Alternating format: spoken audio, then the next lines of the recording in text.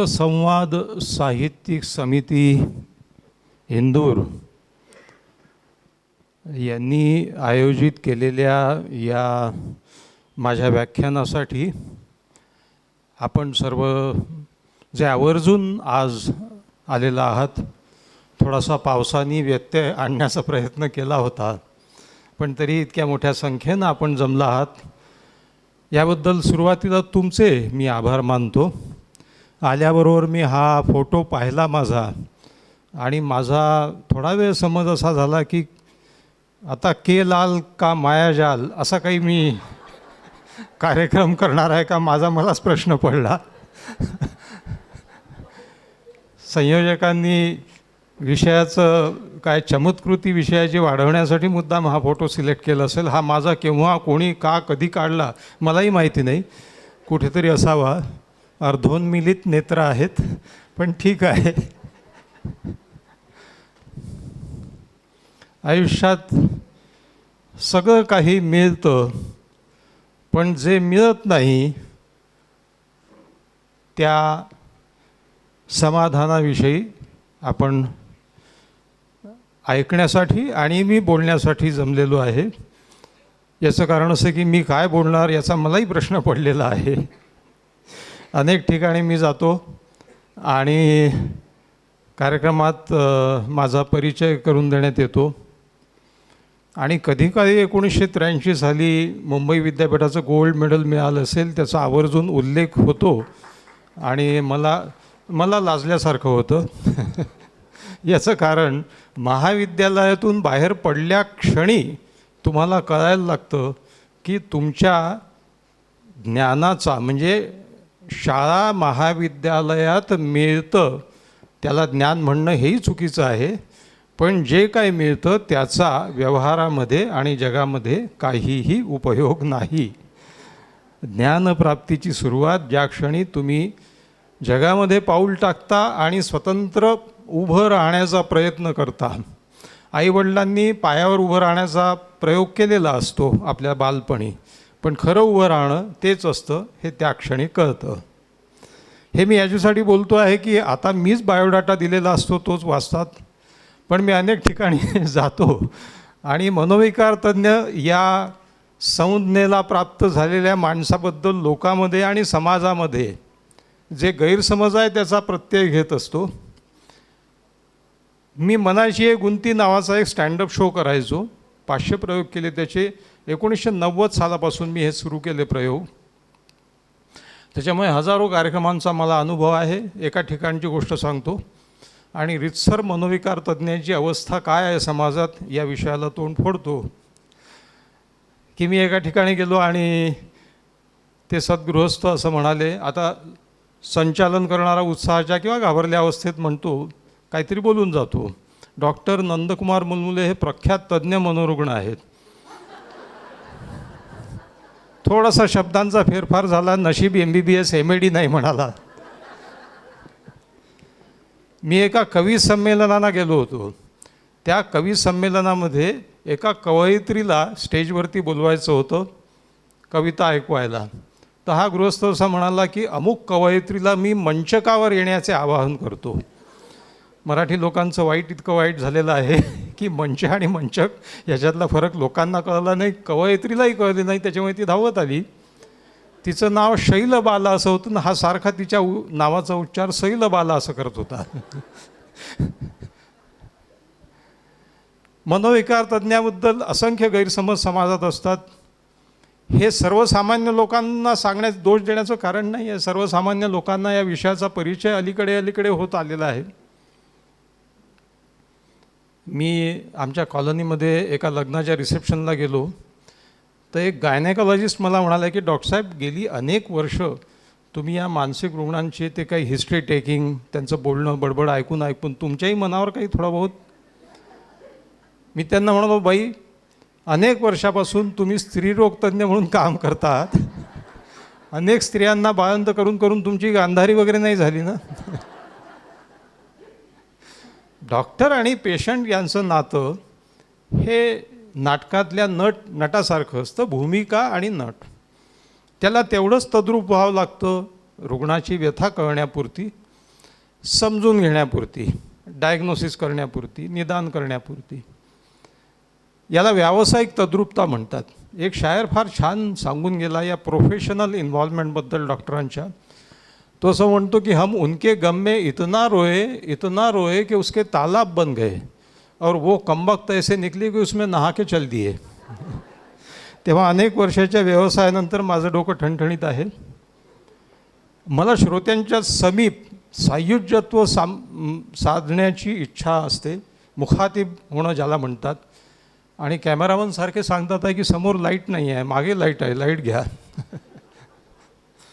आणि मी विनंती केली होती की फेसबुक लाईव्ह करू नका, नाही तर लोक घरी बसूनच पाहतील. इथे येण्यासाठी त्यांना कष्ट होऊ द्या. पण खूप संख्येनं आपण जमलेला आहात.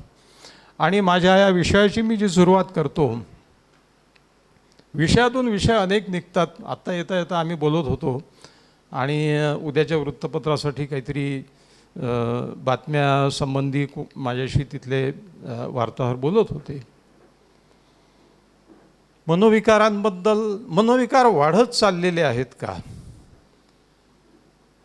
मनोविकार वाढणं हे समाज सुखवस्तू होण्याचं लक्षण आहे असं मी मानतो.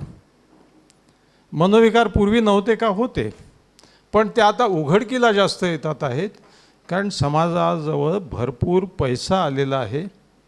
जिथे खायचे वांदे आहेत तिथे तुमच्या स्वप्नाचं विश्लेषण करण्यासाठी तुमच्याजवळ पैसा आहे का नाही आहे कोण बॉदर करतो? उद्याची भाकरी मिळाली पाहिजे. आज लोकांजवळ खूप पैसा आहे. आज तशा अर्थाने कोणी उपाशीपोटी राहत नाही. तशा अर्थाने भारतात भूकबळी जसे दुष्काळात जायचे तसे काही जात नाहीत. अन्नाची उपलब्धता पुरेशी नाही आहे, मुबलक आहे, अति झालेली आहे. आणि पैसाही बऱ्यापैकी आहे. अशा वेळी मग माणसाला नवरा बायको भांडतात आणि मग आपलं एकमेकांशी पटत नाही आणि कुठल्या तरी काउन्सिलरकडे जायला पाहिजे अशी एक काय म्हणता येईल इच्छा निर्माण होते. त्यातही मानसिक विकारांना तशा अर्थाने भारतात प्रतिष्ठा नाही आहे.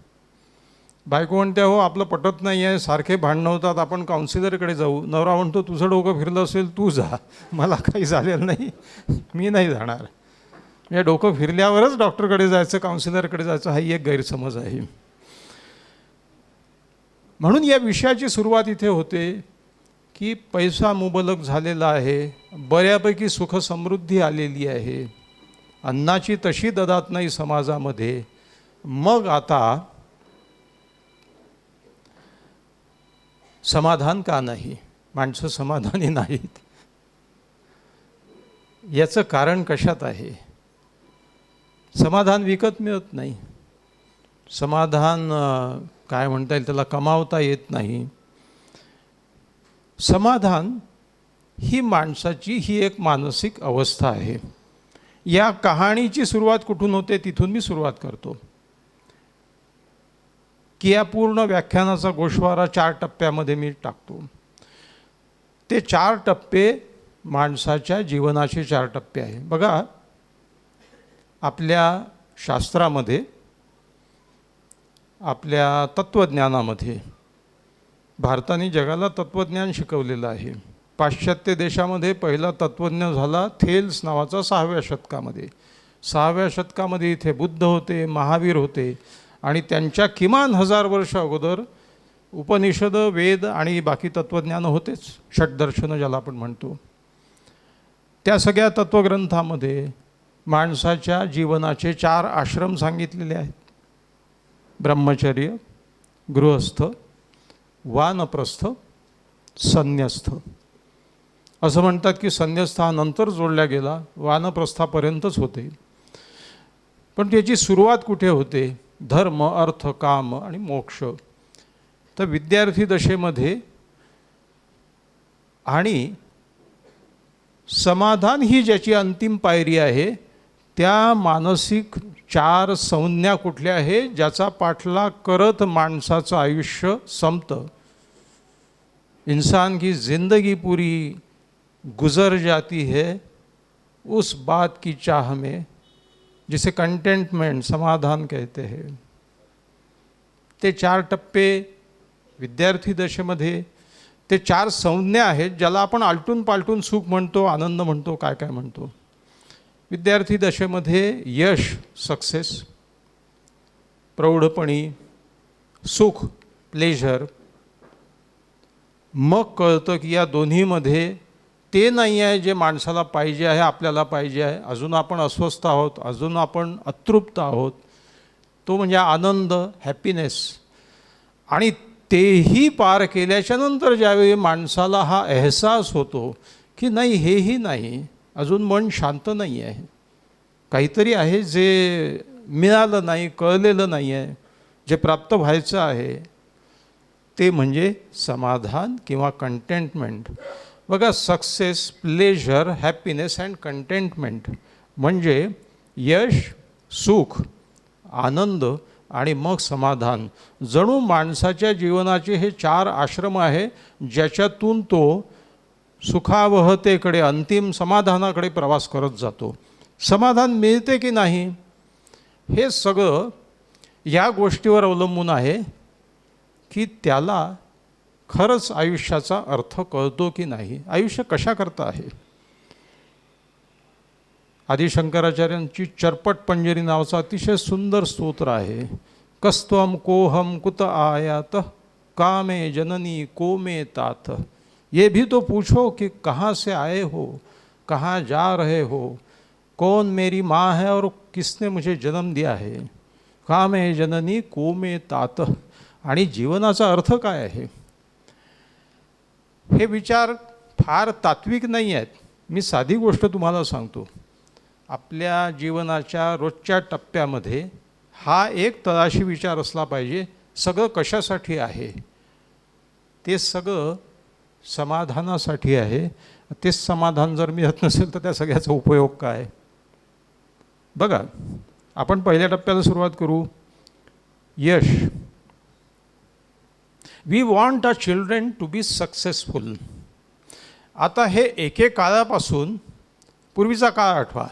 आता माझ्या मते तरी इथे जमलेले बहुतेक सगळे जे माझ्या वयाचे असतील किंवा माझ्यापेक्षा 2, 5, 10 वर्ष मागे पुढे असतील, 1990 साली, 90 साल याच्यासाठी म्हणतो की आताच्या पिढीच्या भाषेत मिलेनियल पिढी 90 साली सुरू झाली. त्याच्या अगोदरची पिढी जी आहे त्याला काही नाव संज्ञा काही नाही आहे. आपलं लहानपण, एवढी लालसा आणि एवढं हे होतं का हो की काय कोर्स मिळाला पाहिजे आणि किती मार्क मिळाले पाहिजे, कुठला क्लास मिळाला पाहिजे, कुठल्या कॉलेजमध्ये नोकरी, कुठलं पॅकेज, काही नव्हतं. बालपण आनंदी होता. खरं म्हणजे सगळंच पूर्वीचं छान होतं असं म्हणायची आपली सवय असते. सगळं छान नव्हतं पण कमीत कमी हे टेन्शन नव्हतं. 1990 सालाच्या अगोदर सगळ्यात महत्त्वाची गोष्ट काय नव्हतं, ते आत्ता जे मोठ्याने वाजलं ते नव्हतं. नेमकं दुर्दैवाने संयोजकांचंच वाजलं. तू वाग जाऊ द्या.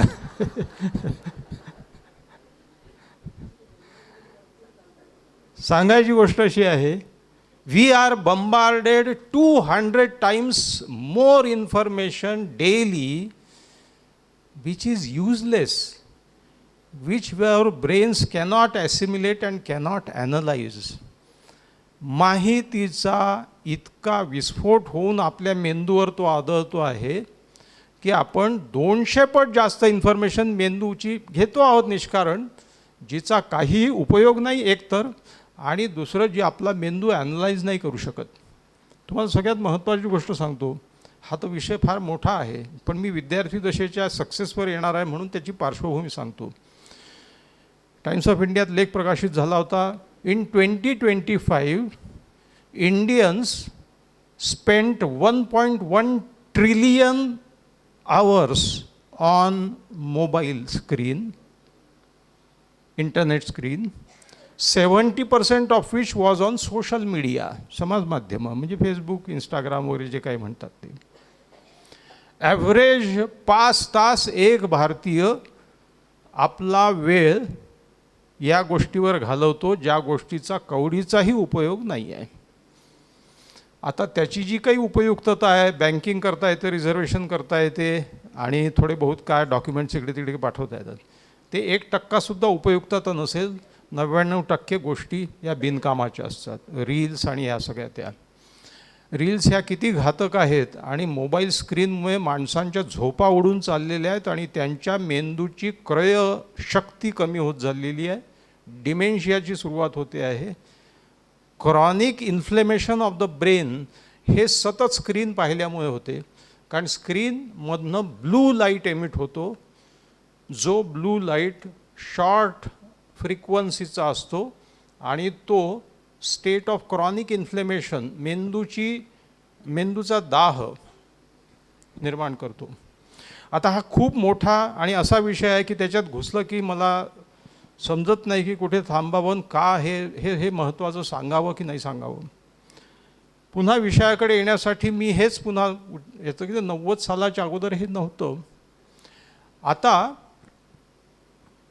मुलांवर यशस्वी होण्याचं पहिली गोष्ट म्हणजे आपल्या मुलांना सांगतो आपण, काय सांगतो की तुला जर आयुष्यात सुखी व्हायचं असेल, आनंद मिळवायचा असेल तर तुला यशस्वी झालं पाहिजे. अहो इथवरही ठीक आहे, पण यशाची व्याख्या आता अशी झाली आहे की तुला इतके मार्क मिळाले पाहिजेत, तू नीट क्रॅक केली पाहिजे, तू काय ते JEE क्रॅक केली पाहिजे. आमच्या लहानपणी माणूस पागल झाला की क्रॅक म्हणायचे. आता परीक्षा पागल करते म्हणून परीक्षा क्रॅक करणं, काय शाब्दिक हेही बदललेले आहेत व्याख्या सगळ्या. तर तुम्ही विचार करा की तू यशस्वी झाला पाहिजे, ठीक आहे ना, काय हरकत नाही, सगळ्यांना वाटतं आणि चांगलीच गोष्ट आहे. यश मिळवणं काही वाईट गोष्ट नाही आहे. पण यशस्वीतेचे सगळे निकष मार्कावर अवलंबून आहे आणि इतके मार्क मिळाले तरच यशस्वी, नाही तर नाही. यामुळे काय झालेलं आहे की मुलांमध्ये स्पर्धा, तीव्र स्पर्धा आणि स्पर्धेपेक्षा महत्त्वाचं तुलना. See, competition is not bad. Competition is there in animals also, in nature also, but there is competition for food. ठीक आहे, ॲनिमल्समध्ये कंपॅरिझन नाही आहे. या सिंहापेक्षा मला 2 शिकारी आज कमी मिळाल्या, याला 3 जास्त मिळाल्या शिकारी, असे सिंह तुलना करतात का? किंवा त्या हरिणीपेक्षा माझ्यापेक्षा ती जरा जास्त सुंदर दिसते आहे, जास्त ठिपके आहेत तिच्या तोंडावर, आहे का? नाही. आपण मुलांच्या तुलना करतो. एक मुलगी आली माझ्याकडे, ती म्हणाली मी माझ्या आईवडिलांना सांगते आहे की मला डिप्रेशन आहे, मला उदास वाटते आहे, माझ्याच्याने नाही झेपत हे. 2दा नीट एक्झाम दिली, आता 3ऱ्यांदा बसते आहे, माझी कपॅसिटी नाही आहे. आई वडील म्हणतात की हे डिप्रेशन वगैरे फालतूचे सोंग आहेत, तुला अभ्यास करायचा नाही आहे, तुला मार्क मिळणार नाही हे माहीत आहे, म्हणून तू हे ढोंग करते आहे. वडील आले, वडिलांना मी समजावून सांगितलं. ती मुलगी मला म्हणाली मनात आत्महत्येचे विचार येतात, बाथरूममध्ये जाते, दार बंद करते आणि 1-1 तास रडत बसते मी, कारण बाहेर आई म्हणते हे सोंग बंद कर. आमच्या ज्ञाती जातीच्या कार्यक्रमामध्ये गेलो, तिथे बाकी मुलींना कोणाला मागच्या वर्षी MBBSला ॲडमिशन मिळाली, त्यांचे सत्कार झाले. आमची आई जाहीरपणे म्हणाली तुझ्याकडनं आम्हाला हे सुख कधी मिळणार, तू तिथे स्टेजवर गेलेली आम्हाला कधी दिसणार. अपेक्षांचं ओझं किती, कोणत्या अपेक्षा. मग यशाची व्याख्या जेव्हा मार्क आणि याची होते, बरं गंमत ती राहिली, अपूर्ण. वडिलांना आतमध्ये बोलवलं आणि वडिलांना मी म्हटलं ही डिप्रेशनमध्ये आहे, शी नीड्स मेडिसिन्स, आणि नका इतकं, नाही जमत तिला तर फार आहे. त्यांचा चेहरा असा झाला होता की तुम्ही आपला धंदा वाढवायला करा, हिला डिप्रेस डायग्नोस, म्हणजे पुढचे 6 महिने तुमचं काय बोलावं. अशा वेळी मुलांची कोंडी होते.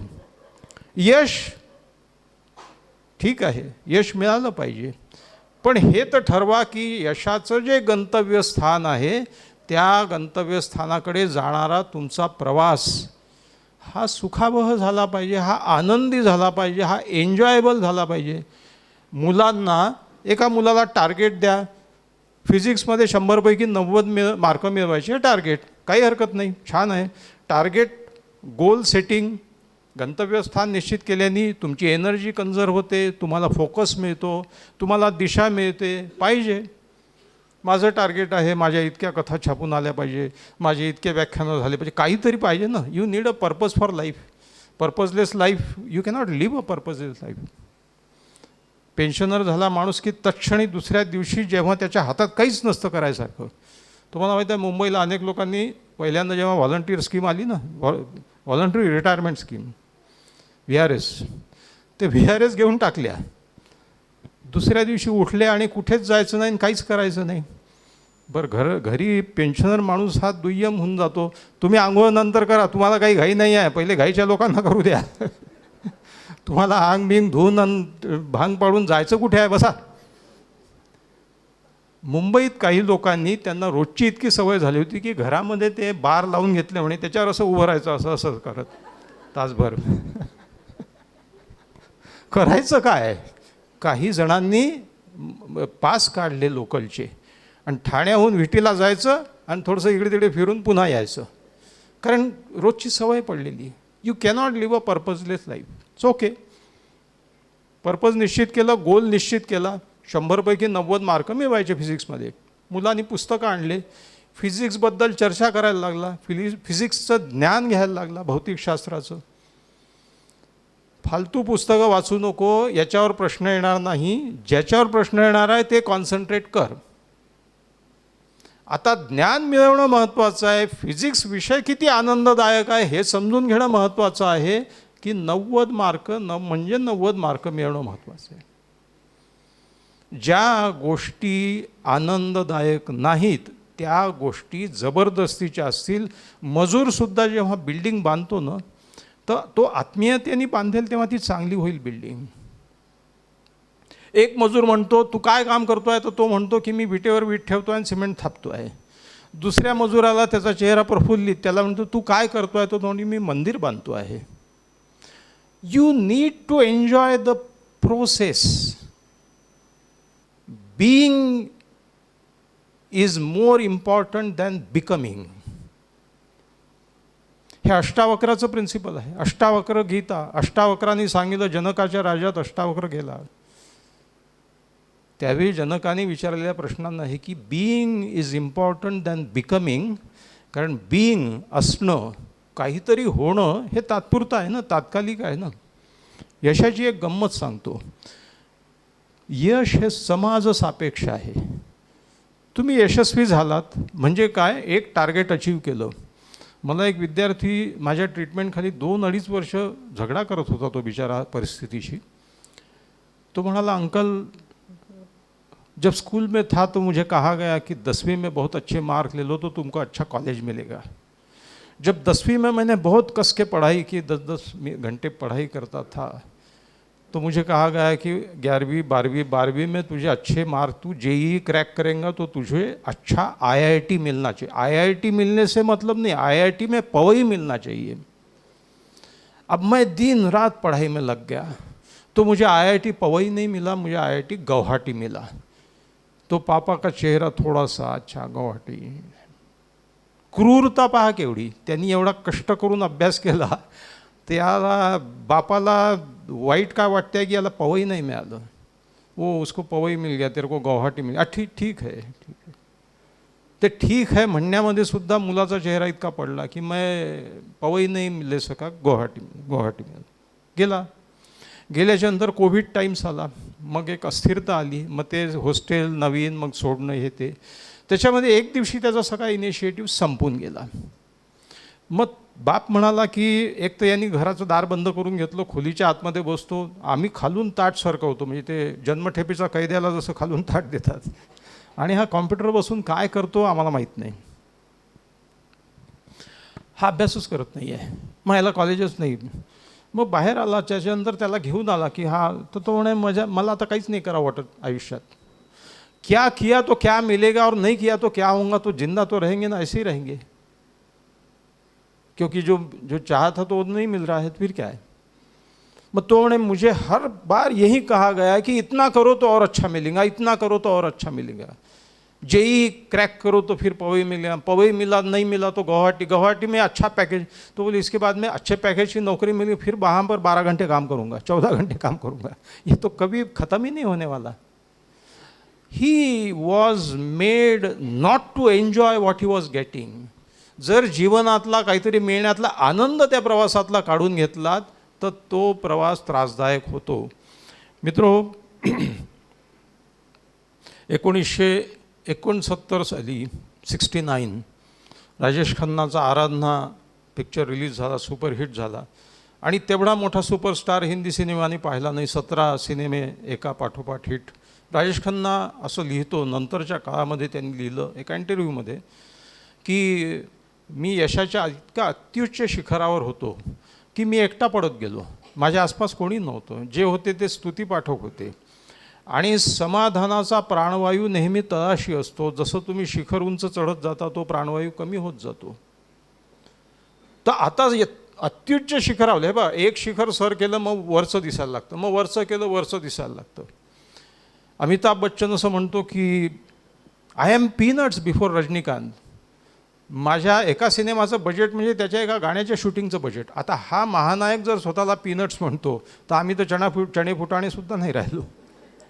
कारण सापेक्ष आहे, समाज सापेक्ष आहे. जोवर तुलना कराल तोवर तुमच्यापेक्षा जास्त यशस्वी लोक राहतीलच. मग त्यातून असमाधान येईल.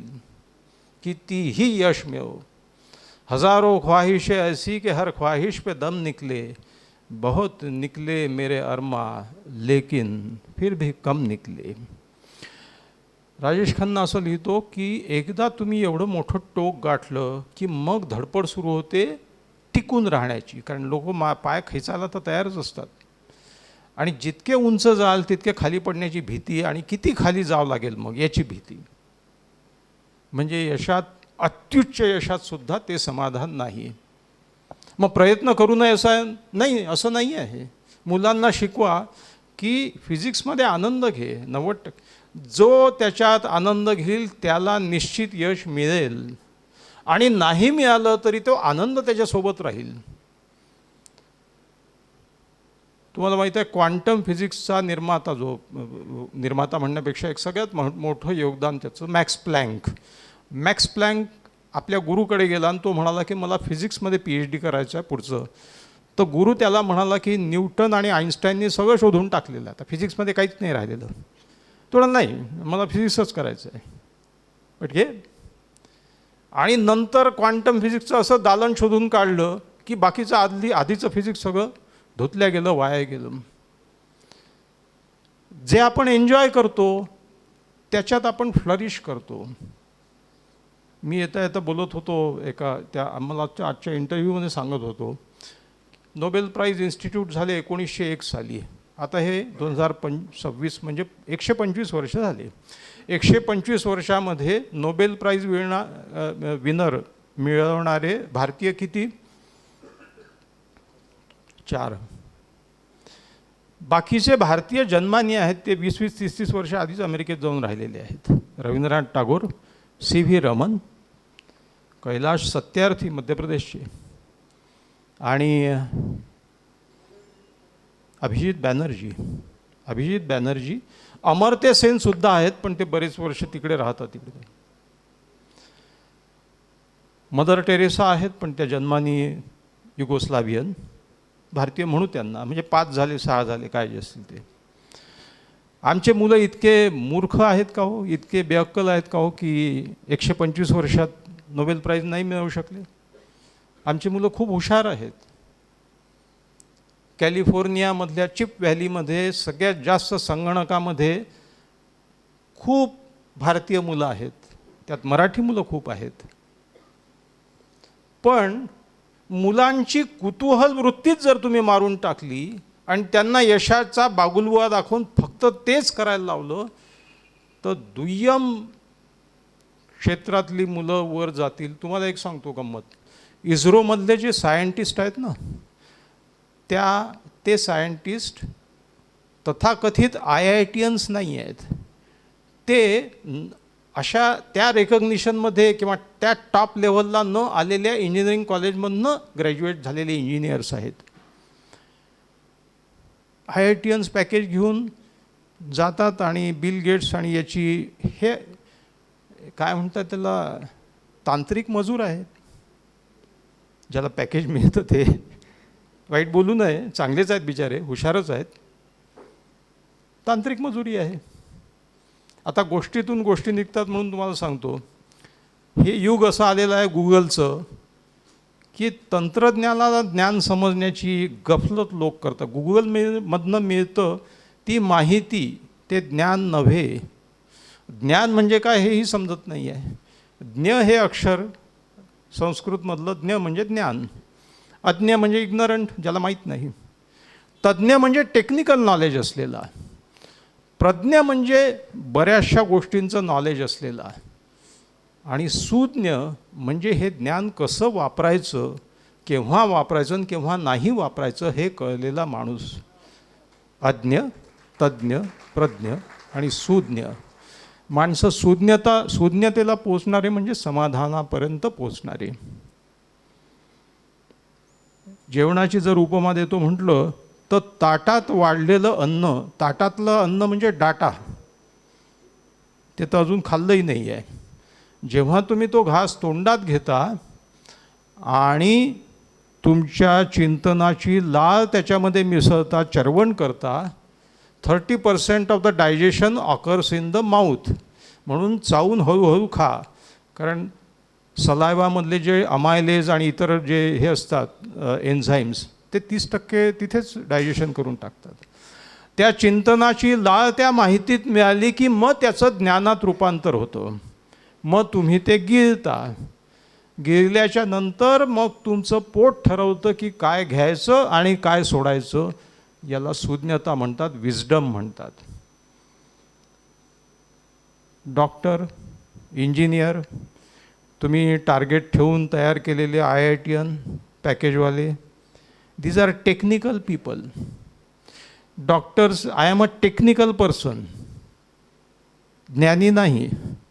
ज्ञानाचा आणि डिग्रीचा दूर दूरपर्यंत संबंध नाही. ते तांत्रिक कौशल्य आहे. गफलत अशी आहे, आम्हाला जवळजवळ रोज ऑनलाईन काउन्सिलिंगचे कॉल्स येतात. कुठून? America, Sweden, Japan. कालच स्कॉटलंडमधल्या एका मुलीचा आला, स्वित्झर्लंडमधल्या एका मुलाचा आला. मराठी माणसं तिथे गेलेली, माझे पॉडकास्ट ऐकतात आणि त्यांना असं वाटतं की काहीतरी इतक्या ताणतणावामध्ये जगतात आहे. ती इतके रोजच्या जीवनाचे प्रश्न आहेत. तो आपला उद्याचा विषय आहे नातेसंबंधांचा.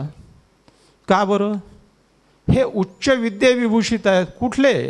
हे तांत्रिक कौशल्य घेतलेले लोक आहेत. तांत्रिक कौशल्याचा ज्ञानाशी संबंध नाही, सुज्ञतेशीच दूरचा नाही. सुज्ञता ही अनुभवाला जेव्हा मानवीयतेची जोड मिळते त्यावेळी निर्माण होते ती सुज्ञता. Wisdom has nothing to do with knowledge or information, live alone data. असो, आपण विद्यार्थ्यांना त्या यशाकडे जाणारा मार्ग एन्जॉय करू दिला पाहिजे.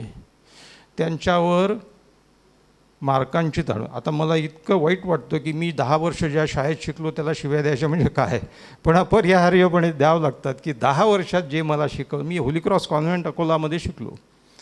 शाळा वाईट नव्हती, शाळा चांगलीच होती, पण शालेय अभ्यासक्रम आणि ते शिकवण्याचं तंत्र की मार्कांसाठी शिकवणारे मार्क मिळवण्यासाठी शिकणारे मार्कासाठी शिकतात, शिकवणारे मार्क मिळवण्यासाठी शिकतात, आणि या सगळ्या ज्ञानाचा काही उपयोग नाही आहे. शाळेत शिकलेली एकही गोष्ट कवडीचीही माझ्या आजच्या डोक्यातही नाही, कामाचीही नाही आहे.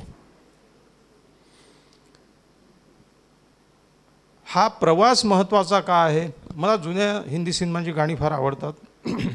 कोहरा चित्रपट होता, राह बनी खुद मंजिल पीछे रह गई मुश्किल साथ जो आए तुम, हेमंत कुमारच्या तोंडचं गाणं आहे. राह खुद मंजिल बननी चाहिए. एक फार छान, ते मागे उभे राहिलेले लोक आहेत, त्यांना खुर्च्या आहेत का? उभ्या आहेत. तर सगळ्यात महत्त्वाची गोष्ट अशी आहे की हा जो प्रवास आहे तो आनंददायक होता. तर 2-3 गोष्टी सांगतो. पहिली गोष्ट अशी, लोकमान्य टिळकांनी गीता रहस्य लिहिलं. कुठे लिहिलं? मंडालेच्या तुरुंगात लिहिलं.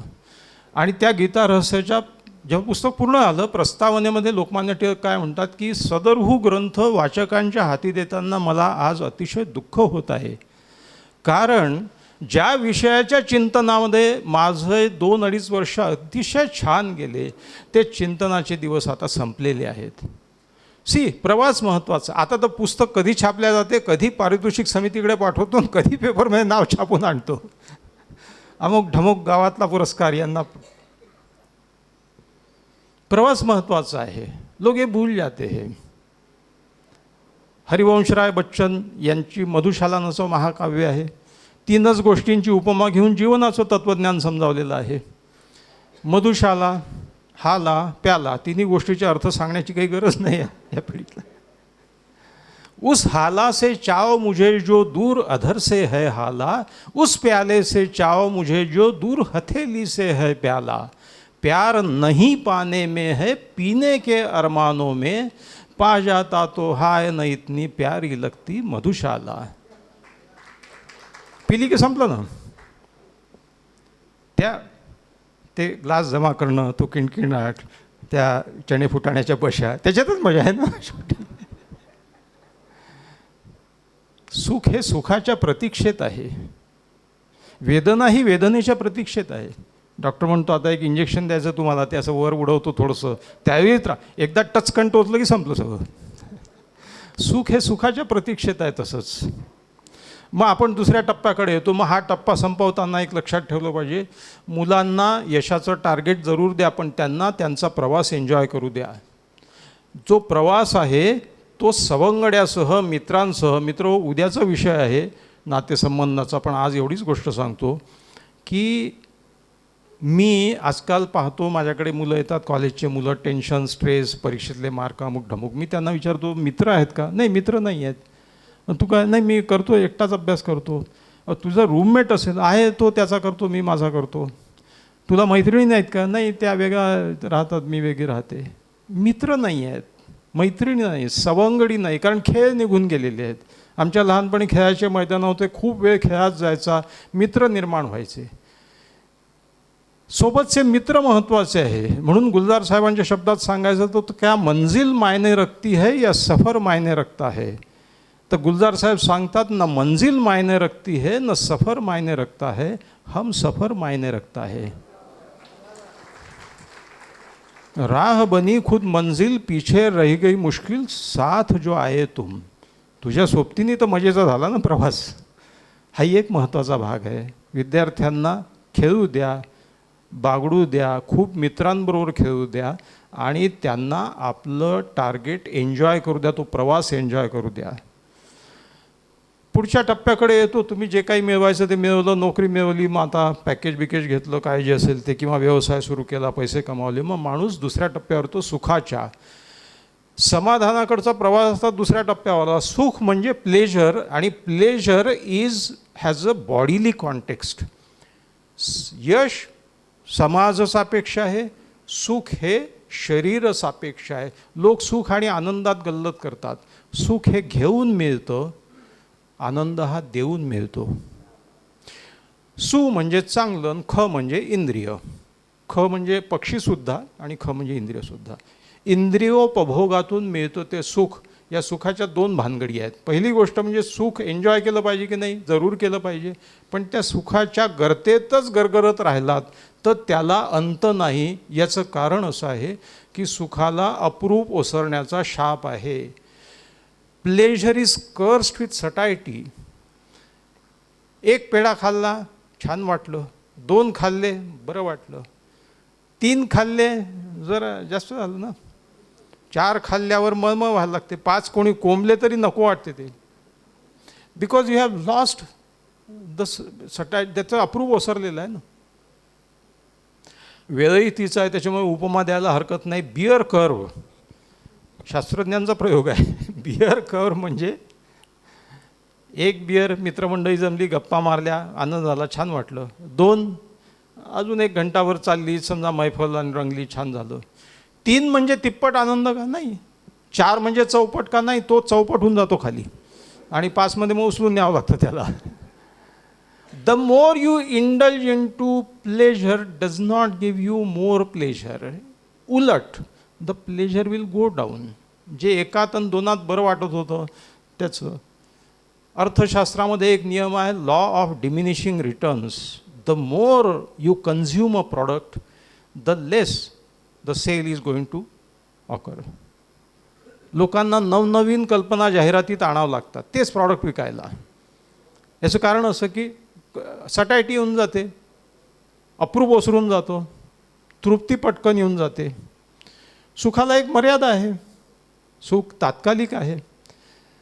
मी 5 स्टार हॉटेलमध्ये गेलो, या हॉल इतकं तिथे बफे डिनर, म्हणजे काय बफे ब्रेकफास्ट, कॉम्प्लिमेंटरी ब्रेकफास्ट असतो, फुकट मिळते. याच्याला किती खाल, एक वडा सांबार खाल्ला, एक डोसा खाल्ला, मग एक आमलेट कोंबलं फुकट मिळते म्हणून वरती एक चहा, संपलं ना. तुमच्या पोटाची कपॅसिटीच अर्धा लिटर आहे, तुम्ही ते काही पूर्ण खाऊ नाही शकत. हेच खाल्लं ते पचायला 6 घंटे लागतात, नंतर तो लक्ष नाही, म्हणजे पाहावत नाही तिकडे. याचं कारण सुखाच्या निरनिराळ्या कल्पना आहे. सुख हे व्यक्तिसापेक्ष आहे. भुकेल्या माणसाला 3 दिवस जो जेवलाच नाही त्याच्या सुखाची परमोच्च कल्पना कुठली आहे? अन्नाने भरलेलं ताट. बेरोजगाराला सुखाची कल्पना काय आहे? हाताशी काम पाहिजे, एक जॉब. अविवाहित माणसाला मुलगीच मिळत नाही आहे, मुलगी नाही म्हणते आहे, कशी का मिळावी. आणि विवाहित माणसाच्या सुखाची कल्पना, बायको माहेरी जावी काही दिवस का होईना. कितीही वय हो, आनंदच होतो, आताही बायको गेली. सुख हे काल सापेक्ष आहे. काल ज्याच्यात सुख होतं त्याच्यात आज नाही आहे. सुख हे अपेक्षा सापेक्ष आहे. अपेक्षेचा बार किती उंचावला आहे त्याच्यावर आहे. माझा एक मित्र आहे, त्यांनी गावाच्या बाहेर एक प्लॉट घेतला, नवीन एरिया होता, 5 लाखाचा प्लॉट मिळाला, घेतला. आणि नंतर एक 3-4 वर्षानंतर रिअल इस्टेटमध्ये एक भाव वाढले जमिनीचे, रिअल इस्टेट बूम आला आणि त्याला 25 लाखाची मागणी आली. 25 लाखाचा खुश झाला, विकून टाकला. 1 महिन्यानंतर भेटला, म्हटलं आता हा जरा सुखी चेहरा दिसत, काहीच नाही, चेहरा पडलेला होता. म्हटलं का बरं? तर म्हणे नुकसान झालं म्हणे. म्हटलं का बरं? ते म्हणे बाजूचा प्लॉट 1 महिन्यानंतर 30 लाखाला गेला. सुखच नाही आहे इथे. There is a loss in profit but is not happy.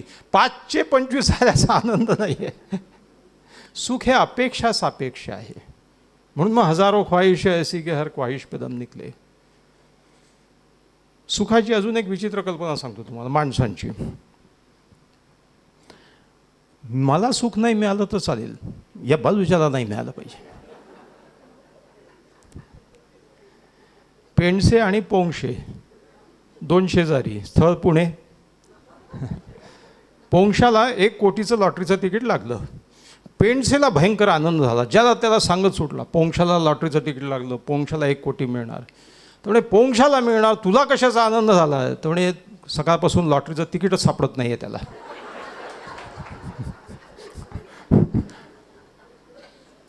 सुखाच्या अशा विचित्र कल्पना. पुन्हा हिंदी सिनेमाच्या गाण्यावर येतो. एक काळ होता, म्हणजे आता आमचा काळ म्हणता येईल, आपला काळ, की ज्याच्यामध्ये हिंदी सिनेमाची गाणी ही ह्या कविता होत्या, शायरी होती. मोठे शायरच होते ते, अर्थपूर्णता होती गाण्याला. आजच्यासारखे गाणे आता त्याचा उल्लेख करायला नको, नाही तर विषय भरकटच जाईल. साहिर लुधियानवीचं गाणं आहे, लिहिलेलं गीत आहे. दिल ही तो है नावाचा चित्रपट होता, 1964 सालचा. रोशनचं संगीत होतं. एकापेक्षा एक सुंदर गाणी होती. 2 कव्वाल्या होत्या, निगाहे मिलाने को जी चाहता सारखी कव्वाली त्याच्यामध्ये एक गाणं आहे, राज कपूर नूतनला उद्देशून प्रणयाराधन करत असतो आणि तो गाणं म्हणतो. त्याच्यात हे तत्व साहिरने मांडलेलं आहे. तुम अगर मुझको न चाहो तो कोई बात नहीं, तुम किसी और को चाहोगी तो मुश्किल होगी. अब अगर मेल नहीं है तो जुदाई भी नहीं, बात तोड़ी नहीं तुमने बनाई भी नहीं. ये सहारा ही बहुत है मेरे जीने के लिए, तुम अगर मेरी नहीं हो तो पराई भी नहीं. मेरे गम में ना करा हो तो कोई बात नहीं, गैर के गम में करा होगी तो मुश्किल होगी. मला नाही मिळालं तर चालेल, याला नाही मिळालं पाहिजे. सुखाच्या या विचित्र कल्पना. सुख हे शरीर सापेक्ष आहे. सुखाचं अप्रूप लवकर ओसरते आणि सुखाच्या पाठी लागण्याच्या या सगळ्या काय म्हणता येईल त्याला, जी भयंकर दौड चालू आहे, ज्याला आम्ही हेडॉनिक ट्रेडमिलवर धावणं म्हणतो. ट्रेडमिलवर धावून धावून धावून माणूस एकाच जागी असतो. ही हेडॉनिस्टिक ट्रेडमिल आहे, ज्याच्यामध्ये माणूस सुखाच्या मागे इतका धावतो पण तो एकाच जागी असतो. कारण सुखात काही ती अशी प्रगती नाही आहे, भौतिक नैतिक कुठलीच प्रगती नाही आहे. या सुखाच्या बाबतीत फार सुंदर श्लोक महाभारतात आहे. महाभारतामध्ये ययातीच्या तोंडी एक श्लोक आहे, म्हणजे एक वाक्य आहे. ययातीला उपभोगाची फार इच्छा, तर आपलं तारुण्य संपल्याच्या नंतर अजूनही त्याची इच्छा बाकी होती. मुलांकडे गेला. मग त्याचे 3 मुलं होते, त्यातला धाकटा पुरू जो आहे त्याच्याकडनं त्यांनी तारुण्य घेतलं आणि त्यांनी अजून 30-40 वर्ष अनेक अप्सरांबरोबर विहार करून शरीरोपभोग घेऊन मग तो कंटाळला, थकला आणि मग परत आला. तारुण्य मुलाला देऊन टाकलं.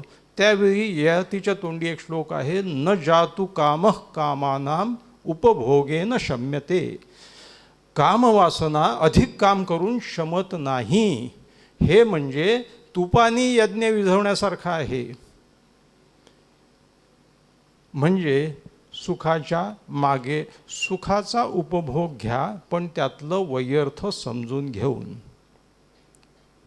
मग आता आपण जातो, एक फार सुंदर शेर माझ्या वाचनात आला. नियते शौक भर न जाए कहीं, तू भी दिल से उतर न जाए कहीं. नियते शौक भरला की ती मग, म्हणजे असं म्हणतात की लग्नातला सगळ्यात सुखाचा काळ म्हणजे लग्न ठरल्यापासून होण्यापर्यंतचा. जाणकारांना सगळ्यांना माहीत आहे. आता दुसरी इनिंगही संपलेली आहे, पॅड उतरवलेले आहेत. एकदा लग्न झालं, नियते शौक भर न जाए कहीं, तू भी दिल से उतर न जाए कहीं. एका राजकीय नेत्याचं प्रेम जमलं, प्रेमविवाह केला आणि लग्न झालं. लग्न झाल्याच्यानंतर 6 महिने गेले, हा बाबाजी काही घरीच येईना. त्या कार्यकर्त्याच्या मीटिंग्ज आणि राजकीय आंदोलनं, भाषणं वगैरे. बायको म्हणाली, हो लग्नाच्या अगोदर तुम्ही मला मॉलमध्ये घेऊन जायचे, हॉटेलमध्ये घेऊन जायचे, आपण बगीचात जायचो, कुठे कुठे ट्रिपा केल्या, युरोप ट्रिप हे ते वगैरे. आता तर तुम्ही तोंडही दाखवायला तयार नाही. तर तो राजकीय नेता म्हणाला की हे पहा, निवडणुका संपल्याच्या नंतर कोणाला प्रचार करताना तू पाहिला आहे का?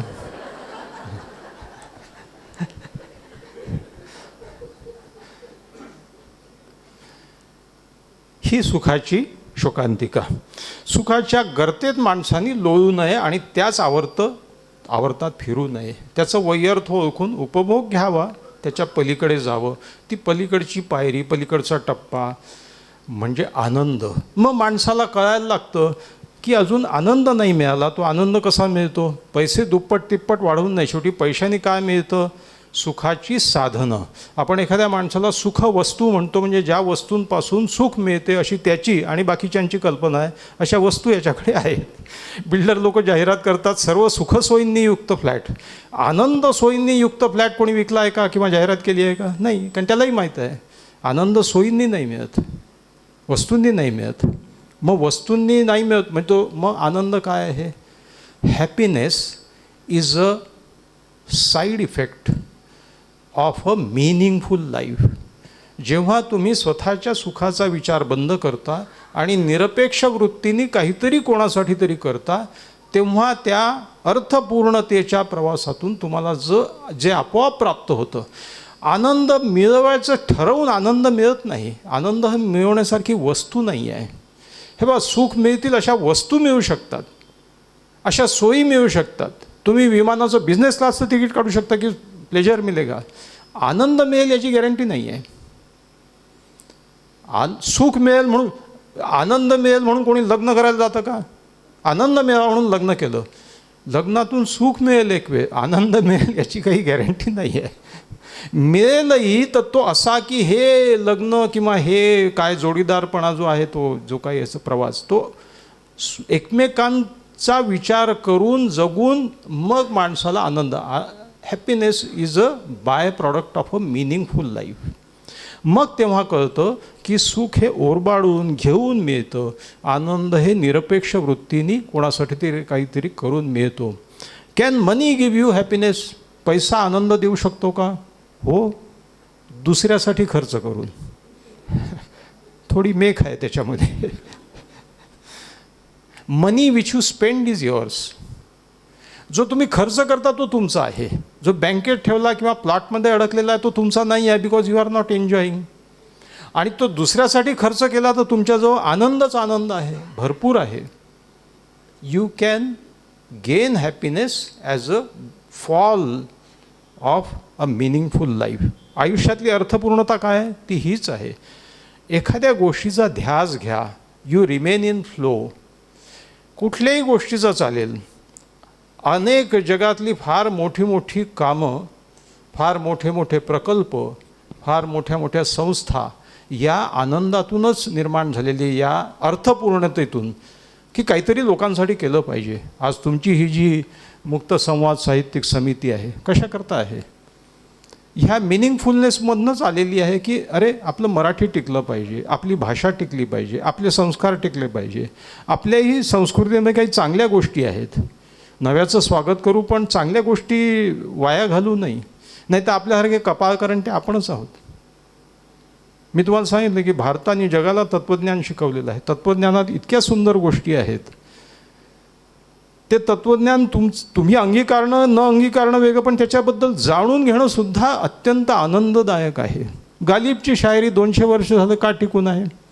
याचं कारण असं की गालिबची शायरी अतोनात आनंद देते. गालिबने त्या अर्थाने लिहिलेली नव्हती ती, पण आजही ती वाचून आनंद होतो. एक छोट्या छोट्या, आता माझा गालिबवर अभ्यास आहे, माझं पुस्तकही आहे तिथे, म्हणून तुम्हाला सांगतो या गोष्टी सगळ्या. की गालिब असं लिहितो की है कहाँ तमन्ना का दूसरा कदम या रब, हमने दश्त इम्का को एक नक्श पा पाया. माणसाच्या लालसेवरती गालिब लिहितो की ही दुनिया जी आहे ती माणसाच्या एका पावलापुरती, एका पावलाच्या लालसेच्या पावलांनी ही सगळी दुनिया काबीज करून टाकली आहे माणसाने. आता या माणसाची तृष्णा कुठे जाईल? है कहाँ तमन्ना का दूसरा कदम या रब. इतक्या दूरवरचा आणि अत्यंत तात्विक असा मुद्दा गालिब 2 ओळीमध्ये मांडतो की मी तर स्तिमित होऊन जातो. कोई मेरे दिल से पूछे तेरे तीरे नीम कश को, वो खलिश कहाँ से होती जो जिगर के पार होता. हा शेर एका प्रेयसीला उद्देशून लिहिलेला आहे. त्याचे स्तर पहा किती सुंदर आहेत. कोई मेरे दिल से पूछे, सोपा आहे. तेरे तीरे नीम कश को, नीमकश म्हणजे अर्धवट ओढलेला तीर, नजरेचा बाण जो अर्धवट ओढलेला आहे, जो जाऊन ऋतून बसलेला आहे. वो खलिश कहाँ से होती जो जिगर के पार होता. आता हा तीर ऋतलाच नसता तर काही झालं नसतं. ऋतून पलीकडे चालला गेला असतं तर खतम होऊन संपलं असतं सगळी वेदना. वेदना कशात आहे? ऋतून बसलेला आहे, कारण तो अर्धवट ओढलेला आहे. तुला मारायचं तर मारून तर टाकायचं, तर मारायचं नाही. मी माझ्याकडे एक आई आली, मुलगा मतिमंदत्वावर काही उपचार नाही, इलाज नाही. You have to rehabilitate him, there is no cure. मी वारंवार समजावत होतो की बाई ह्याला तुम्ही, याची बुद्धी कमी आहे, याला काही टॉनिक बिनिक औषधं देऊन काही उपयोग नाही. आपण याला ट्रेनेबल असेल तर ट्रेन करू, एज्युकेबल असेल तर थोडं बहुत एज्युकेशन देऊ. ठीक आहे डॉक्टर साहेब, पण ठीक होईल ना? डॉक्टर साहेब एखादं टॉनिक द्या ना. हा याचं करू शकला तरी पुरे झालं.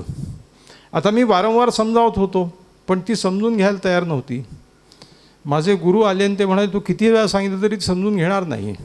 याचं कारण तिला समजून घ्यायचं नाही, याचं कारण ती सत्याचा सामना नाही करू शकत. मग मला त्या क्षणी असं वाटलं, कोई मेरे दिल से पूछे तेरे तीरे नीम कश को, वो खलिश कहाँ से होती जो जिगर. आता असा हा तीर ऋतून बसलाय तिच्या हृदयामध्ये की असं दुःख आहे की ते काढता येत नाही, उपसूनही टाकता येत नाही, ते आरपारही गेलं नाही. जीवनभर लोकांना असं ठुसठुसती वेदना छातीमध्ये घेऊन जगावं लागतं, असं गालिब कुठेतरी सांगतो आहे. खूप सारे शेर आहेत, खूप साऱ्या गोष्टी आहेत. तो एक विषय वेगळा आहे. यश समाजसापेक्ष आहे, सुख शरीर सापेक्ष आहे, आनंद मानसिक आहे, मनाची स्थिती आहे. या टप्प्यावर आल्यावरही माणसाला जगात आनंद मिळतो असं नाही, तरीही त्याच्या हातात एक ऑप्शन आहे, समाधान, कंटेंटमेंट. मित्रो, सगळ्यात वाईट गोष्ट काय असेल, या व्याख्यानाच्या शेवटाकडे येताना मला असं वाटतं, सगळ्यात वाईट गोष्ट काय असेल, साठीची माणसं मी पाहतो असमाधानी. काय आम्हाला जे मिळायला पाहिजे होतं ते I was more capable and worth than what I got वगैरे असं काहीतरी उगाचच बोलतात. आणि माणूस काय म्हणतात, कधीतरी उगाचच इंग्रजीत घुसतो. बरं, मराठी माणसाचं इंग्लिश आहे असं, आय टोल्ड हिम की this is what I feel, but then he is so. जसं पुलं म्हणतात तसं आम्हाला मास्तरांनी मार मारून इंग्रजी करता शिकवलं, क्रियापद कर्म शिकवलं, पण आजही साहेबांच्या पुढे उभं राहून उद्या सर्व पितृमोक्ष अमावस्येनिमित्त सुट्टी पाहिजे हे की इंग्लिशमध्ये सांगता येत नाही.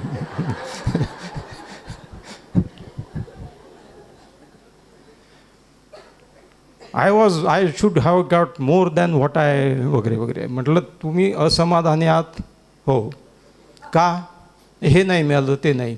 आयुष्यात सगळ्यांना कुठे मिळालेलं आहे.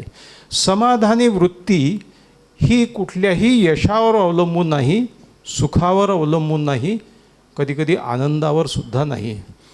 मित्रहो, आयुष्याच्या संध्याकाळी जर तुम्ही समाधानी नसाल तर मग तुमच्या यशाला आणि म्हणजे आयुष्याच्या बेरीज वजाबाकीमध्ये जर यशाच्या सुखाच्या या कल्पनामध्ये याच्या बेरीज वजाबाकीत जर हातचा उरला एक आनंद समाधानाचं जर नसेल तर तुमच्या यशाला अर्थ नाही, पैशाला अर्थ नाही, बँक बॅलन्सला नाही आणि तुमच्या सुखाला नाही, आनंदालाही नाही. मग आता ही समाधानी वृत्ती कशी येईल, हाच कार्यक्रमाच्या शेवटचा टप्पा. तो टप्पा असा आहे, माणसं सर्व काही असूनही म्हणजे यश सुख. पहिली गोष्ट, तुम्हाला तत्त्वज्ञानाच्या मुळाशी जावं लागेल. आणि तत्त्वज्ञान हा शब्द वाईट नाही आहे, भयंकर नाही आहे, गहन नाही आहे. विनोबाजींचं एक वाक्य आहे की तत्त्वज्ञान म्हातारपणीच वाचायचं असतं, अशा समजुतीमुळे तारुण्य आणि तत्त्वज्ञान दोन्ही वाया चाललं आहे.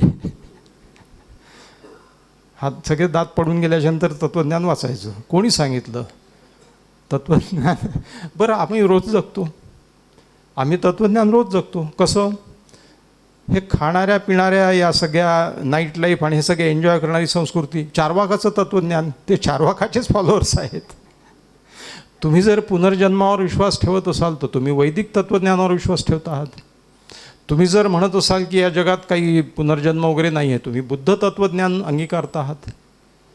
प्रत्येक वाक्यामध्ये आपण तत्त्वज्ञान. आणि मी तर माझ्या पेशंटच्या ट्रीटमेंटमध्ये सुद्धा मला परवा मुंबईला बॉम्बे सायकॅट्रिक सोसायटीचं लाईफ टाईम अचीवमेंट अवॉर्ड मिळालं. तर म्हणजे हे टाळ्या घेण्यासाठी वाक्य नाही सांगत आहे मी म्हटलं याच्यात 3 शब्द आहे, लाईफ टाईम आणि अचीवमेंट. याच्यामध्ये लाईफ आणि टाईममध्ये तर माझी काही योगदान नाही आहे, लाईफ जायची तशी गेली आणि टाईम तर तसाही जातोच. उरला एकच शब्द अचीवमेंट. अचीवमेंट हा शब्द सापेक्ष आहे. कोणाचं अचीवमेंट आणि किती अचीवमेंट, आणि माझ्यापेक्षा जास्त असतील आणि कमी असतील. पण मी म्हटलं या गोष्टीचं मी एवढंच एक मानतो की शेवटी आपण सायकॅट्रिस्ट म्हणून आपल्या औषधाच्या मर्यादा आहेत, समजावण्याच्या मर्यादा, आपल्या सायकोथेरपीच्या, आपल्या काउन्सिलिंगच्या. आपल्या हातात एक अस्त्र आहे, ते अस्त्र आहे या जगातले संघर्ष संपणार नाहीत, या जगातले प्रॉब्लेम संपणार नाहीत. आपण तत्त्वज्ञानाची ओळख रुग्णांना करून दिली पाहिजे. रुग्ण म्हणण्यापेक्षा सर्वसामान्य समस्याग्रस्त लोक. आता तो उद्याच्या विषयात मी विस्ताराने मांडतो. आज एवढंच सांगतो की 3 गोष्टी टेक होम मेसेजेस म्हणून लक्षात घ्याल तर समाधानाचा तो किनारा कदाचित तुम्हाला लागू शकेल. पहिली गोष्ट ॲक्सेप्टन्स. ॲक्सेप्टन्स म्हणजे आत्मस्वीकार. सेल्फ ॲक्सेप्टन्स इज आत्मस्वीकार. स्वीकार, आत्मस्वीकार. आता तुम्ही पाहाल यूट्यूबवर आणि याच्यावरती सकारात्मकता, मोटिवेटर्स फार झालेले आहेत. मोटिवेटर्स काय ही जमात आहे नवीन मला कळत नाही. इन्फ्लुएन्झर, प्रभावक असा मराठी शब्द कोणीतरी त्याला वापरला. मोटिवेटर्स आणि yes I will do it, असे मुठे केल्याने कुठे काही होतं का? या जगामध्ये स्वीकारात्मकता हीच सकारात्मकता आहे. या आयुष्यामध्ये तुम्हाला सकारात्मक व्हा म्हणजे काय व्हा, आणि सकारात्मक राहिल्याने तुम्ही आनंदी व्हाल आणि तुम्ही सगळं ठीक होईल का? नाही, ॲक्सेप्टन्सनी व्हा. पहिले तर ॲक्सेप्ट करा ना. आता एखाद्या मुलांनी पुस्तक समोर ठेवलं आणि yes I will do it म्हटल्याने त्याला पास होणार आहे का तो? त्यांनी पहिले या गोष्टीचा स्वीकार केला पाहिजे की माझी कपॅसिटी किती आहे. त्या मुलीला मी विचारलं की गेल्या 3, 4, 5 चाचण्यांमध्ये कोचिंग क्लासने घेतलेल्या तुला किती मार्क मिळाले होते? तर ती म्हणे इतके टक्के. तुला असं वाटतं का की तू पुरेसा प्रयत्न केला आहे? हो, मी खूप अगदी माझा मॅक्सिमम प्रयत्न केला आहे. बस तू नीट 10 वेळा रिपीट केली तरी याच्यावर नाही जाऊ शकणार. याच्यावर जाऊ शकणार नाही हे काही निगेटिव्ह वाक्य नाही आहे, नकारात्मक नाही आहे, हे स्वीकारात्मक वाक्य आहे. मला समजलं तर पाहिजे माझी मर्यादा काय आहे. माझी मर्यादा आहे, आणि मर्यादा असण्यात काय वाईट आहे? हो, रामाचं नावच मर्यादा पुरुषोत्तम होतं. कारण ज्या पुरुषोत्तम का झाला? कारण त्यांनी मर्यादा ओळखल्या स्वतःच्या. रामाला जेव्हा मानवाचा जन्म घ्यावा लागला त्यावेळी त्या सुखदुःखातून जावं लागलं.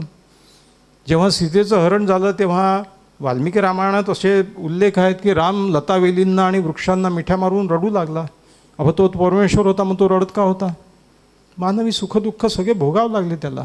मर्यादा आहेत माणसाला, प्रत्येक गोष्टीला मर्यादा आहे, आणि मर्यादा ओळखणं जास्त उपयुक्त महत्त्वाचं आहे. मर्यादांचा स्वीकार करणं. एक शास्त्रज्ञ असं म्हणतो, know your limits, accept them and then try to go beyond them. प्रगती करू नका असं नाही आहे, पण पहिले स्वीकारा तो कुठे उभे आहोत. तो काफी गलतफहमियाँ दूर हो जाएंगी. खूप दुःखांना निमंत्रण देत आहात ते कमी होईल. ॲक्सेप्टन्स, स्वीकार. काय स्वीकार? हे स्वीकारा की मी आहे असं आहे, ही आहे अशी आहे, हा आहे असं आहे. जोवर माणसं हे स्वीकारत नाही तोवर जगामध्ये समाधान त्या माणसाच्या मनामध्ये तरी येऊ. जगाचं जाऊ द्या, जग आपण कुठे चाललं आहे ते पाहतो आहे. एका माणसाची लालसा इतकी अनिर्बंध होऊन चालली आहे की माझंच सगळ्यांनी ऐकलं पाहिजे. त्याचे भयानक परिणाम, आणि रोज सकाळी उठून काय बरं येईल त्याचं त्यालाही माहीत नसतं. आता काय, हाही विषय असा वेगळा आहे की एक फार सुंदर आठवण सांगतो आत्मस्वीकाराबद्दल, आणि पुढच्या टप्प्यावर अभयभंग यांच्या पुस्तकामध्ये आठवण आहे. महात्मा गांधींनी ही चळवळ करायचं ठरवलं 1942 साली चले जाव चळवळ. त्याच्या अगोदर हा जो कन्सेप्ट सुरू झाला सत्याग्रह. तर त्या सत्याग्रह हा शब्द ऐकल्यावर विनोबाजी असं म्हणाले की बापूजी ये शब्द गलत लग रहा है, ठीक नहीं लग रहा है. तर बापूजी विनोबांना फार मानायचे, जरी ते त्यांचे शिष्य होते. ऐसा क्यों कह रहे हो? तर विनोबाजी म्हणाले की बापू सत्याग्रह का ऐसा उसमें से मतलब निकलता है कि सत्य का आग्रह धरना और उसी सत्य का जो तुम्हारा सत्य है, सत्य हर एक का अलग सत्य है. तर बापूजी म्हणाले फिर क्या कहना चाहिए? तर विनोबाजी ने असं उत्तर दिलं की सत्यग्राही बनो, इस सत्य का ग्रहण करो कि हर एक का सत्य अलग अलग है. हे जग जसं तुम्हाला दिसते मला नाही दिसत, मला जसं दिसते तुम्हाला नाही. मी इथे 6 काढले तर तुम्हाला 9 दिसतील. प्रत्येकाचा दृष्टिकोन आहे. दृष्टिकोन या शब्दातच कोण आहे, अँगल आहे. कुठल्या अँगलने तुम्ही त्या समस्येकडे बघतात, हा सगळा मुद्दा पुढच्या या उद्याच्या व्याख्यानावरती जातो, म्हणून इथे थांबतो मी. आणि पहिली गोष्ट acceptance, accept that people as they are. Number 2 क्षमाशीलता. या जगातलं सगळ्यात उत्तम अँटीडिप्रेसंट कुठलं असेल? Forgive and ask for forgiveness and forgive people. क्षमा करणं याचा अर्थ असा नाही की तुमच्याबरोबर कोणी काही वाईट केलेलं आहे तर त्याचं वाईट चांगलं आहे, बरोबर आहे असं मानणं नाही आहे. मला एक जण म्हणाला क्षमा करून टाकायची, त्यांनी तर एवढं वाईट केलं. पण क्षमा का करायची? कारण तुम्ही तुमचा मेंदू जाळत आहात त्याच्याबद्दल वाईट भावना मनात ठेवून. अपना दिमाग क्यों जला रहे हो? छोड़ दो, भूल जाओ. फारच वाईट माणूस असेल तर भूल जाओ, लेकिन ये मत भूलो कि तुम भूल गए हो. या हरामखोराला क्षमा करू, पण आपण क्षमा केली आहे हे विसरू नका. पण क्षमा नाही कराल तर मेंदू जाळाल आणि तो तुमचा जळेल. सुडाचा तेजाब तुमचा मेंदू जाळेल. सोडून द्या. तिसरा महत्त्वाचा मुद्दा, लहान सहान मुद्दे असतात. समाधानाची जी संध्याकाळ यायला पाहिजे. ॲक्सेप्टन्स, फॉरगिव्हनेस, कंपॅशन, करुणा.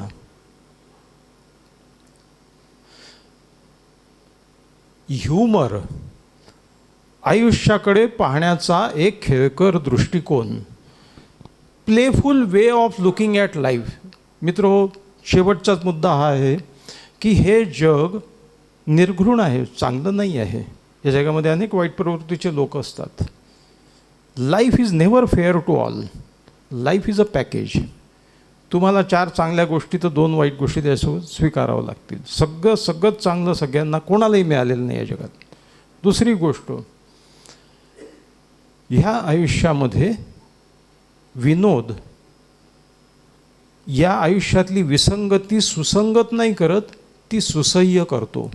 ती सुसह्य व्हायला तुम्हाला मदत करतो. माणसाने खेळकर दृष्टिकोन का ठेवला पाहिजे? क्योंकि सीरियस बनने से कुछ काम होने वाला भी नहीं है, तुम्हारा दिमाग खराब हो जाएगा. सोडून द्या.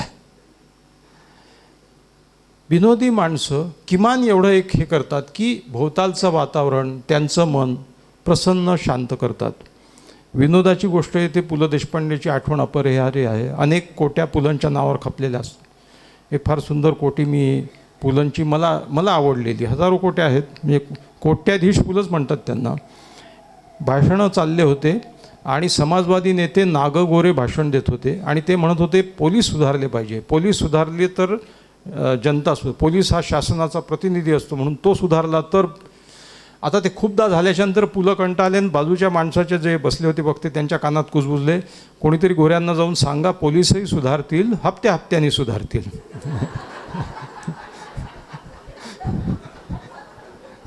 सवयच आहे त्यांना. मी गेलो होतो नंदुरबारला, त्या गावातले एसपीच तिथे प्रमुख पाहुणे होते आणि ते बसलेले होते. आणि हा किस्सा सुरू करून मी माझी जीभ तुकडा पडेपर्यंत चावली, कारण पोलिसांसमोरच हा जोक सांगायचा.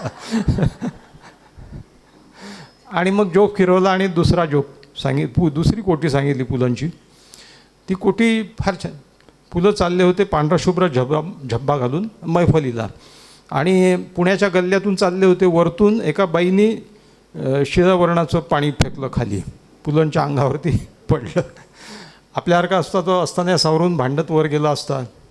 पुलंनी शांतपणे वर पाहिलं आणि म्हणाले, बाई आता शिळा भातही येऊ द्या थोडासा. काय करणार आहे ते असं आहे.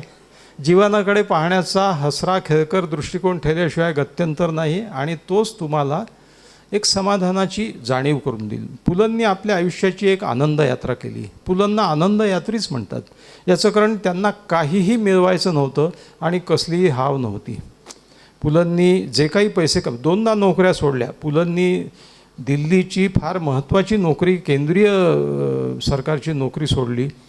नेहरूंवरचा पहिला TV वरचा पहिला कार्यक्रम पुलंनी तयार केला होता. निर्माते होते. नेहरूंची मुलाखत घेतली आणि सोडून दिली एक दिवशी. तर त्यांना विचारलं कोणीतरी, का सोडली नोकरी? तर म्हणे नोकरीची वेळ, म्हणजे 10ला ऑफिसमध्ये जायची वेळ यायची आणि तेव्हाच काहीतरी सुचायचं.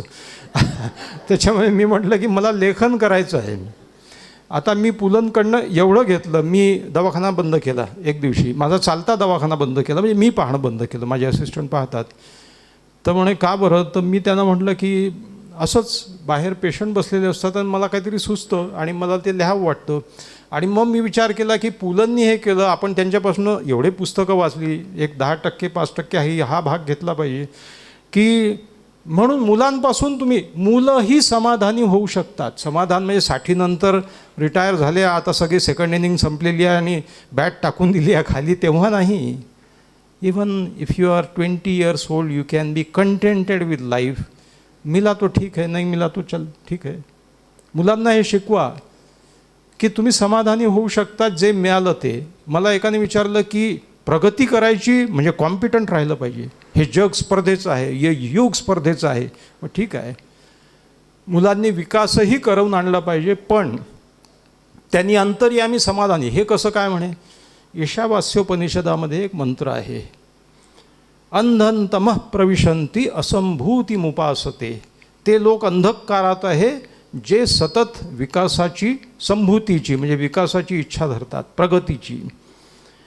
ततो भूय इव ते तमाहा. अधिक खोल गडद काळा अंधार तो त्या लोकांमध्ये आहे.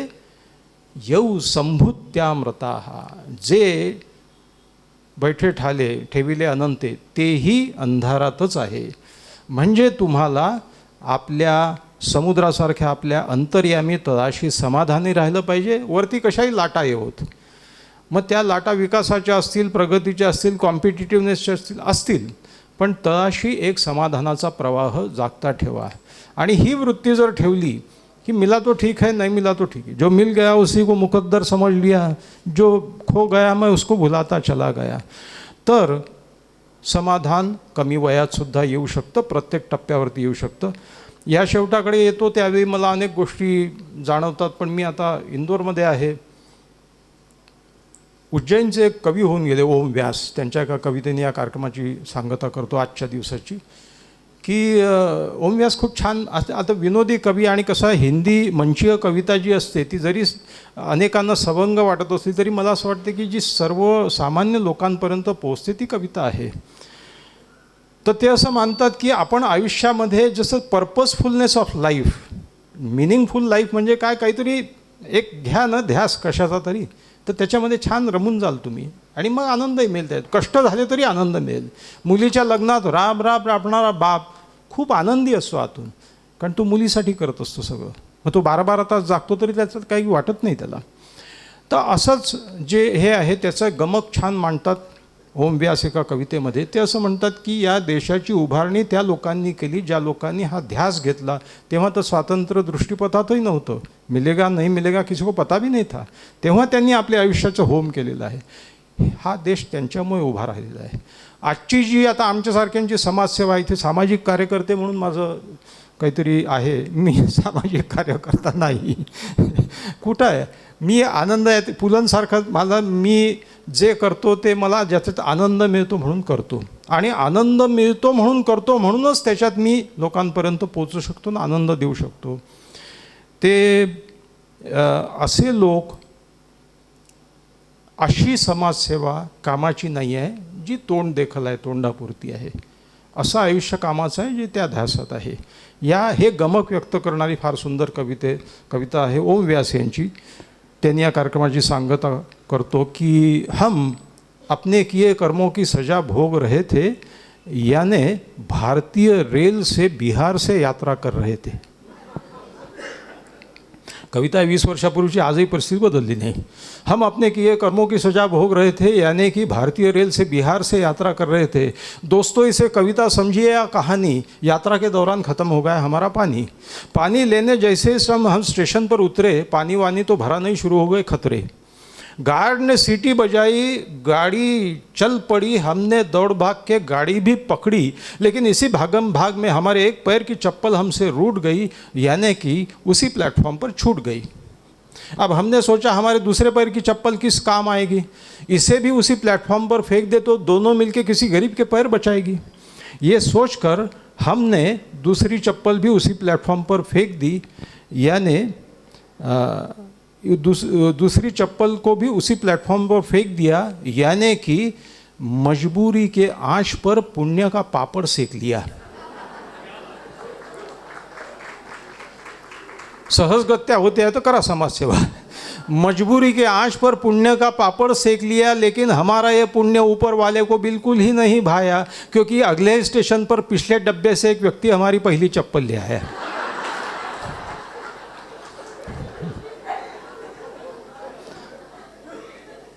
वे सज्जन हमें ही हमारी चप्पल दिखा रहे थे और जबरदस्ती और जबरदस्त पुण्य इसका अंतर सिखा रहे थे. असं हे सगळं आयुष्य आहे. आणि या आयुष्यामध्ये समाधानापर्यंत येण्यासाठी हा सगळा प्रवास, या प्रत्येक टप्प्यावरती समाधान देणारा, यशही समाधान देणारं होऊ शकतं, सुखातही समाधान असू शकतं, आनंद समाधानाच्या तो निकटच असतो. आणि समाधानी वृत्ती ही जर कायम तळाशी राहिली तर तुमचं मानसिक आरोग्य निश्चित टिकून राहील आणि आयुष्य परिपूर्ण होईल. याच्याविषयी माझ्या मनात काहीही शंका नाही. आजच्या पुरतं आपण इथे थांबू आणि उद्याची वाट. धन्यवाद. थँक्यू.